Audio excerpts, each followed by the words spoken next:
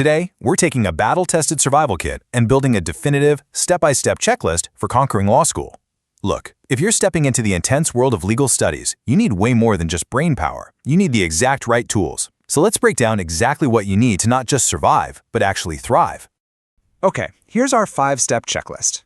Master your core texts, build a writing arsenal, organize the daily battle, control your schedule, and finally, optimize your workspace. Let's kick things off right at the beginning. First up, tracking down and really mastering the absolute foundation of your legal education.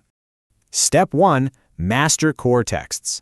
This is the foundation of your legal knowledge. We absolutely have to talk about the heavy lifters you'll be reading literally every single day. There is a crucial difference between your two main types of books, codals and commentaries. Think of a codal as the raw law. It is your absolute Bible. A commentary, on the other hand, acts more like a textbook. It includes that raw law, but it adds the author's annotations and jurisprudence to help you actually make sense of it all. They're a bit pricey, but trust me, they are absolute lifesavers. For you first-year students out there, you're going to need 3 essential codals: the Civil Code of the Philippines, the Revised Penal Code, and the 1987 Constitution. And hey, here is a massive pro tip for you. Choose the Central brand over the Rex brand. Why? Well, Central gives you much wider margin space to actually scribble down your notes. You'll also want to grab reviewers. These are brilliant summaries that are just an absolute godsend when final exams roll around, or when you're facing down a particularly tough professor. There's a saying in law school: if your codals do not get dirty by the time you're in second year, you did not read it enough. Remember this hard truth. Your codal is your everyday companion. Embrace the worn-out pages, the bent corners, the smudges. They are a literal badge of honor. With the book sorted out and ready to get delightfully dirty, we can firmly check off Step 1 and move right into Step 2, arming yourself with the precise writing tools necessary to survive. Step 2. Build your writing arsenal, focusing heavily on highlighters and gel pens.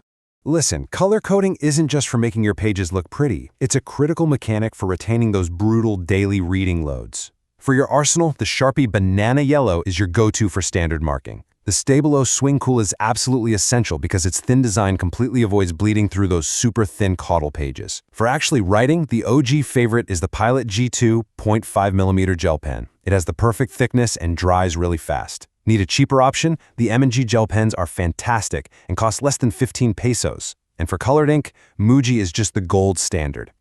Now, I really want you to pay attention to this number, 3. When you're reading, stick to a strict maximum of 3 highlighter colors. A massive mistake a lot of first years make is turning their Codal into a neon coloring book. It just gets confusing.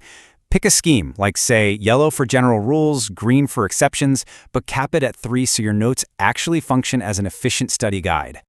Checking that off, we are officially on Step 3, organizing the daily battle and navigating that frankly overwhelming influx of information. Step 3. Organize the daily battle, navigating and storing notes. Because you're going to be pulling notes for persons, obligations, and property all out of the exact same massive civil code, relentless organization is totally key.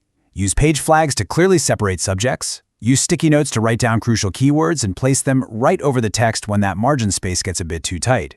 To store all those pens we just talked about, grab a filed capsule pencil case, the kind that stands upright like a cup on your desk. And finally, use a refillable campus binder to keep all your notes completely centralized. All right, let's move along to Step 4. We've got our books, pens, and notes organized. Now we really need to talk about controlling your time before it completely controls you. Step 4. Control your schedule and defeat procrastination. Especially in an era of online learning or working from home, daily personal accountability is absolutely everything. You have to use a planner or a large monthly calendar to map out your study schedule. Seriously, if you don't physically block out your reading times, procrastination is going to win. A law student from our source material actually admitted to accidentally binge-watching 3 entire seasons of a TV show in just 2 weeks because they let their schedule slip.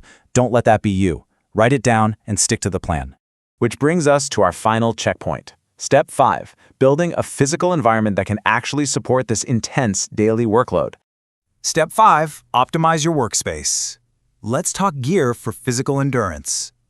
You know, law school isn't just a mental challenge, it's a physical one too. Your back and your eyes are going to take a serious beating, so you really should invest in some specific gear. First up, a heavy-duty book stand. You're constantly going to be juggling a codal, a case, and a commentary all at the same time. A solid stand literally saves your neck. Second, a portable lamp. Hunching over creates shadows, and bad lighting leads to severe eye strain pretty quickly. Third, a reliable laptop or tablet for pulling up cases online. And finally, get a really sturdy backpack to carry this incredibly heavy workload without destroying your shoulders. And there we have it. That completes our ultimate survival checklist. From mastering those raw codals, to organizing your thoughts with the right pens, right down to saving your eyesight with a proper desk lamp, this starter pack really sets the foundation for your success and practically guarantees your physical endurance for the long haul. You are now perfectly geared up. You know exactly what books to buy, how to highlight them efficiently, and how to set up your desk for maximum focus. But I want to leave you with this final, somewhat provocative thought to ponder. You have the tools, you have the schedule, but do you have the discipline to actually execute the plan? Well, that part is entirely up to you.